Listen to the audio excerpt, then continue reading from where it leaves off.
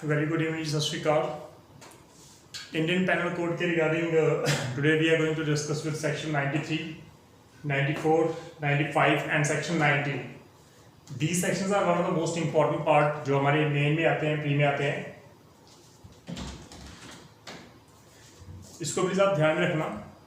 Students की pre point of view these sections are very important. यहाँ पर हम अगर हम बात करें section 90 of the Indian penal code की तो वहाँ पर कंसेंट की बात की गई है.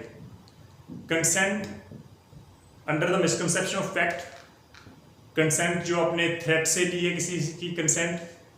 जब कोई इंसेन पर्सन अगर थ्रेट कंसेंट दे रहा है, जब कोई पर्सन इंसेन है, चाइल्ड है, वो अपनी कंसेंट दे रहा है, क्या उस कंसेंट को इंडियन पेनल कोड में माना जाएगा या नहीं माना जाएगा? Just for take an example, under section 375 में अगर कोई विक्टिम जो है वो under the age of 18 year of age है, 18 साल से कम है, तो लॉ कहता है कि उसकी तो हम लोग कंसेंट वैसे भी नहीं मानते, चाहे उसकी कंसेंट थी फिजिकल रिलेशन के लिए, but she was minor at the time of that offence. जब वो अकरेंस हुआ था वो उस समय माइनर थी, तो सेक्शन 90 के कह रहा है कि वो कंसेंट नहीं मानी जाएगी. तो कंसेंट का सबसे इंपॉर्टेंट रोल जो है हमारा इंडियन पेनल कोड में ये डिसाइड करने के लिए होता है कि क्या इस पर्सन को, अक्यूज्ड को सजा देनी चाहिए या नहीं देनी चाहिए, क्योंकि वहां पर विक्टिम की कंसेंट थी. So this is the most important part. So section 90 क्या कह रहा है? As per the bare language is concern, section 90 says the heading is very clear, consent known to be given under the fear and misconception. तो यहां पर दो word use किए हैं, fear and the misconception of fact. आप किसी fact को गलत ले गए, मिसकंसेप्शन हो गई, ठीक है, तो उसके रिगार्डिंग आपकी कंसेंट क्या मानी जाएगी? तो लॉ कहता है a consent is not such a consent as it intended by any section of this code. इस सेक्शंस में इंडियन पेनल कोड के कहीं भी कोई जो सेक्शन है जिसमें कंसेंट इज रिक्वायर्ड, तो अगर कोई पर्सन कंसेंट दे रहा है तो हम लोग वो कंसेंट नहीं मानेंगे अगर वो सेक्शन 90 में कवर कर रही है. If the consent is given by person under fear of injury, अगर आप किसी की कंसेंट ले रहे हो under the fear of injury, तो उसकी कंसेंट एज पर लॉ नहीं मानी जाएगी. तो you cannot take the excuse that the victim has given the consent. Accused cannot take the plea. तो this is for the accused person कि वो डिफेंस ना ले सके कि विक्टिम ने अपनी कंसेंट दी थी. तो under the misconception of injury, अगर fear of injury, threat of injury के रिगार्डिंग अगर अक्यूज पर्सन विक्टिम की कंसेंट ले रहे तो वो कंसेंट नहीं मानी जाएगी. सेकंड थिंग, और under misconception of fact.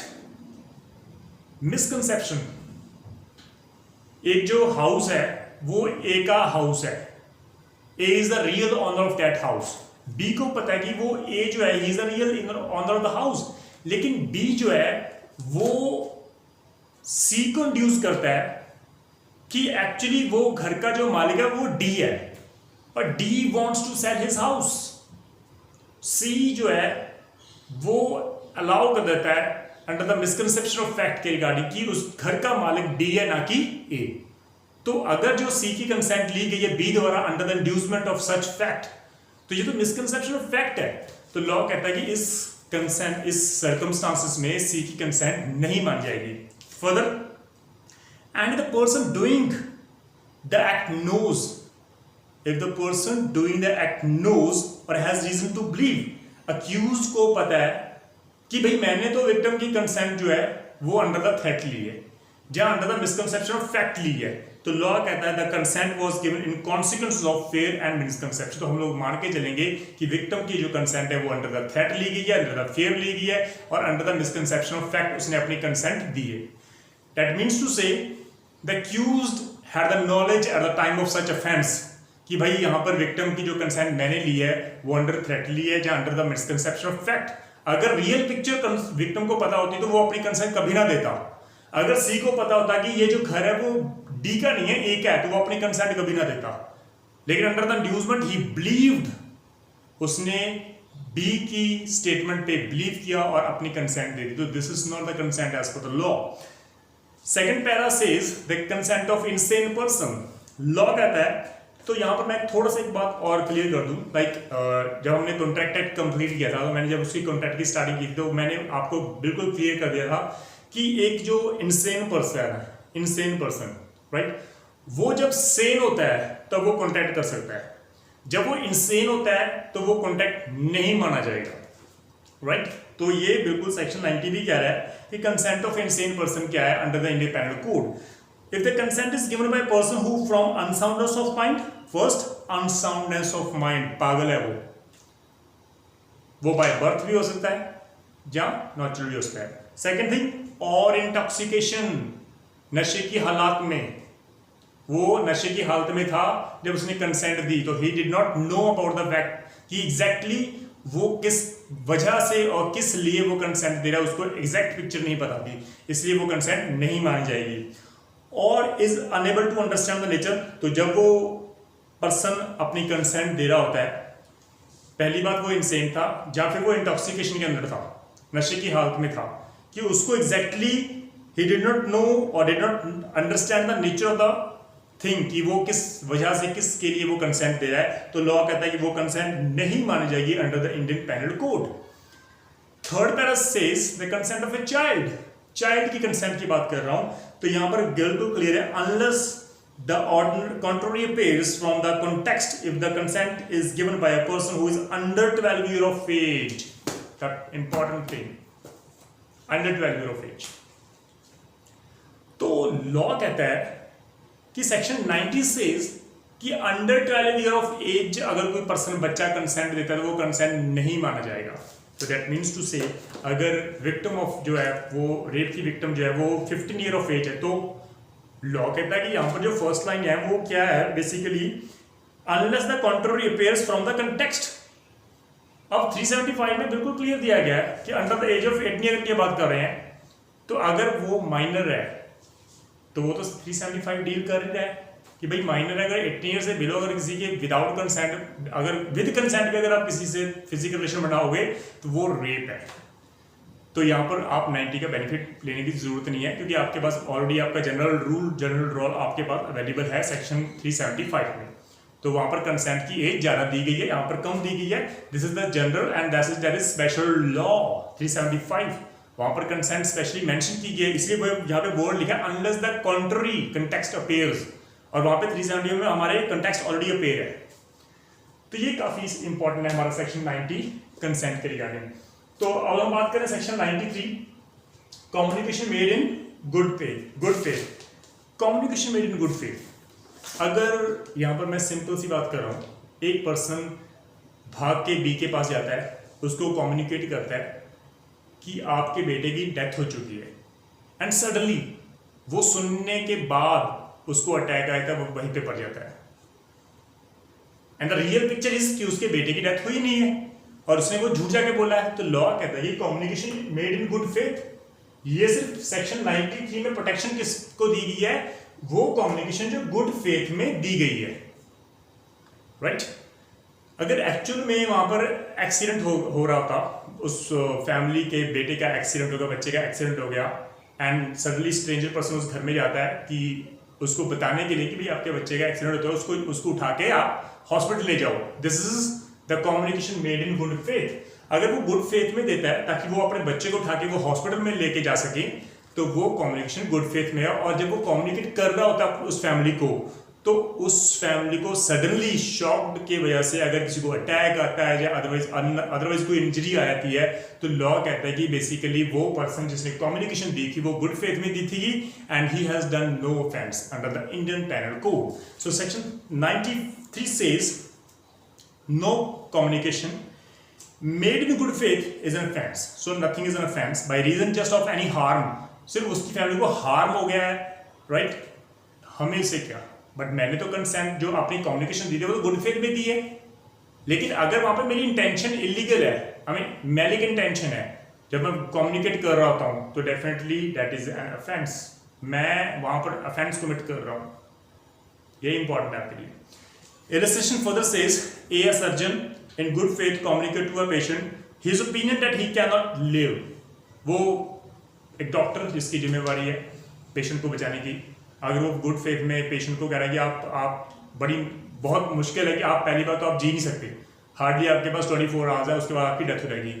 And 24 our की बात छोड़ो, वो सडनली सुनने के बाद उनकी डेथ हो जाती है, शॉक हो जाता है, जब कोमा में चला जाता है।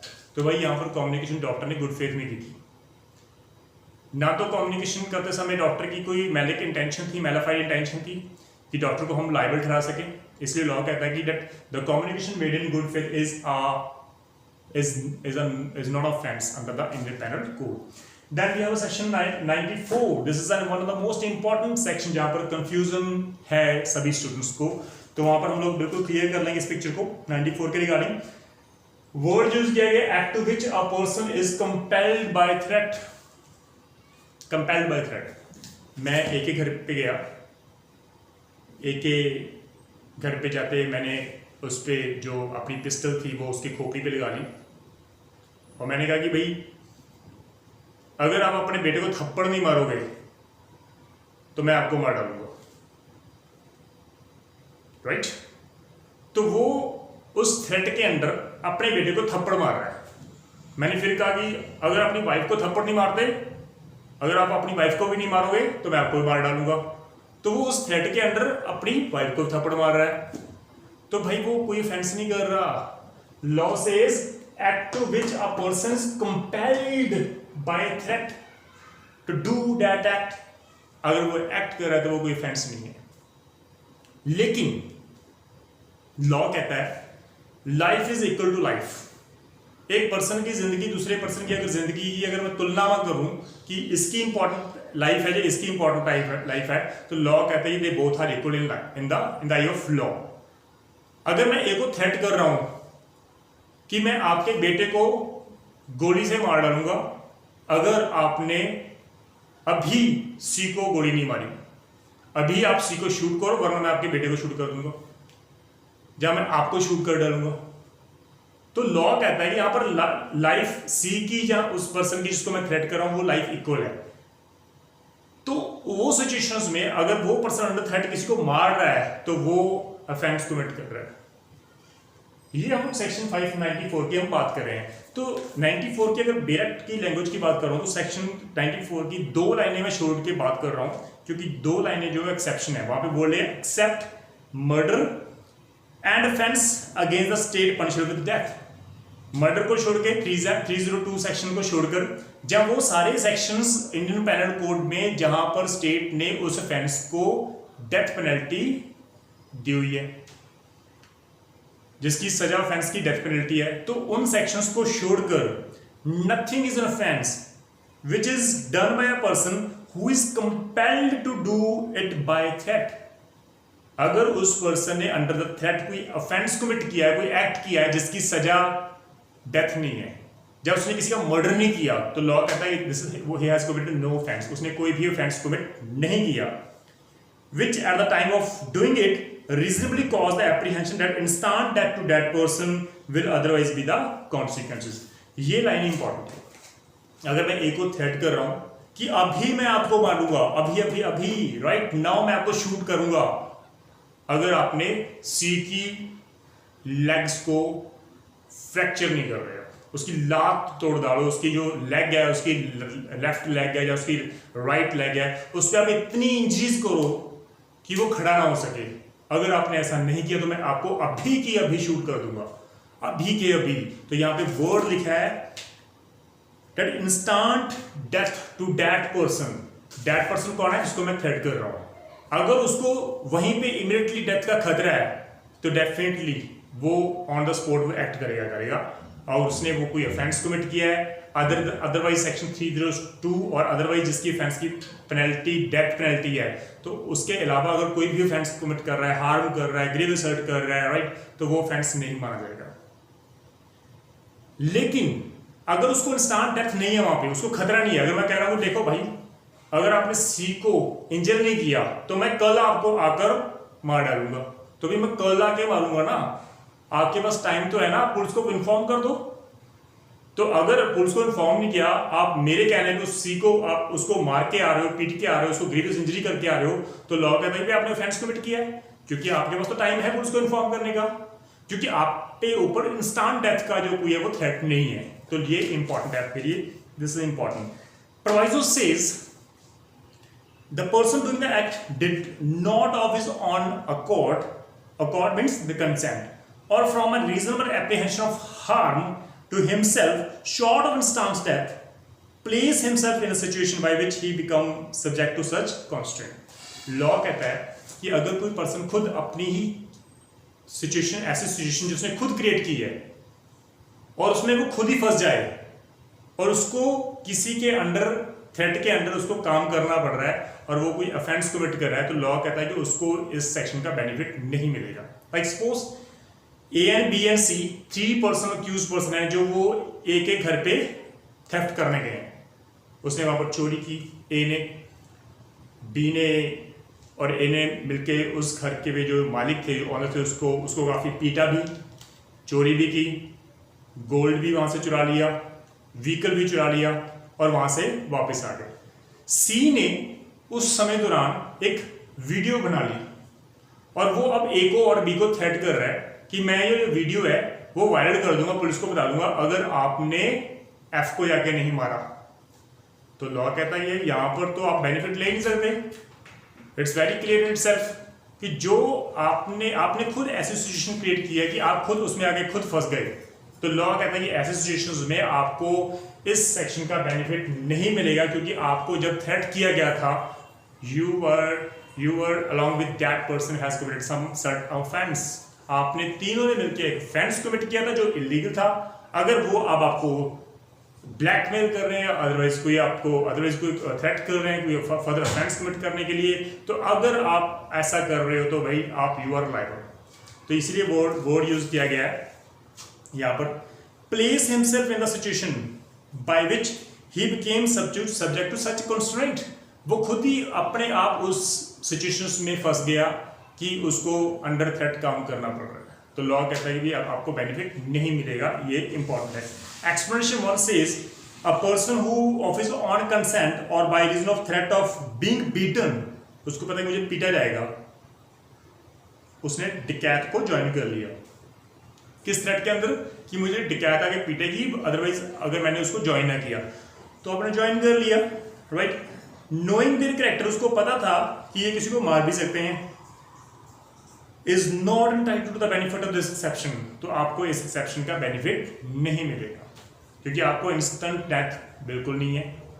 इंस्टेंट डेथ बिल्कुल आपको है ही नहीं है. अगर इंस्टेंट डेथ है तो आपको बेनिफिट है. अब यहाँ पर इंस्टेंट डेथ का आपको थ्रेट ही नहीं है.